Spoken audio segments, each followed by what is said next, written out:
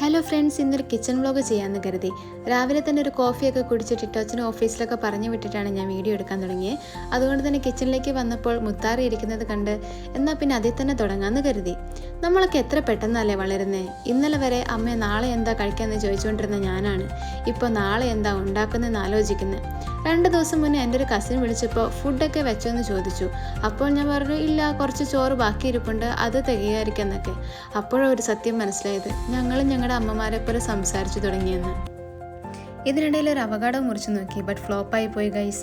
ഇത് നല്ല പച്ചയായിരുന്നു, അതുകൊണ്ട് തന്നെ പാലൊഴിച്ച് അടിച്ചിട്ടും വലിയ കാര്യമൊന്നും ഉണ്ടായില്ല, നല്ല കയ്പായിരുന്നു.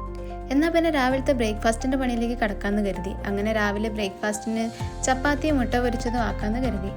ബ്രേക്ക്ഫാസ്റ്റ് ആക്ച്വലി എനിക്ക് മാത്രം മതി, ടിറ്റോച്ചൻ ഓഫീസിൽ നിന്നാണ് കഴിക്കുന്നത്.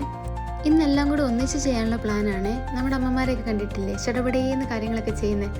അതുപോലെ ഒരു സൈഡിൽ ചോറ് വെക്കുമ്പോൾ അടുത്ത സൈഡിൽ ചപ്പാത്തിയും മുട്ട പൊരിച്ചതൊക്കെ സെറ്റാക്കാമെന്ന് കരുതി. അങ്ങനെ എൻ്റെ ചപ്പാത്തിയൊക്കെ റെഡിയായിട്ട് വന്നിട്ടുണ്ട്. ഇനി മുട്ട പൊരിച്ചതും കൊണ്ട് റെഡിയായാൽ സെറ്റ്.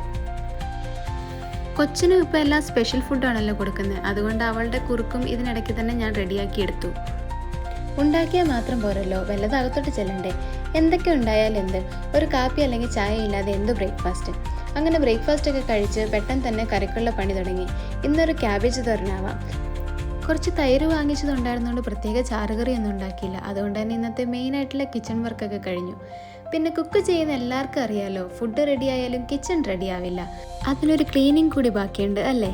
സോ ഇനി എൻ്റെ ബാക്കി പണി എന്ന് പറയുന്നത് മൊത്തം പാത്രങ്ങളും കഴുകി പെറുക്കി അടുക്കി വൃത്തിയാക്കി വെക്കുക എന്നുള്ളതാണ്. അപ്പോൾ ഇതാണ് എൻ്റെ ഒരു small kitchen day and it's my perfect kitchen. നിങ്ങൾക്ക് ഇഷ്ടപ്പെട്ടെന്ന് കരുതുന്നു. ഇഷ്ടപ്പെട്ടെങ്കിൽ വേഗം ഒന്ന് ലൈക്ക്, ഷെയർ, കമൻ്റ് ഒക്കെ ചെയ്യുക. ചാനൽ സബ്സ്ക്രൈബ് ചെയ്യാനും മറക്കരുതേ. അപ്പോൾ ഇനി നെക്സ്റ്റ് വീഡിയോയിൽ കാണാം.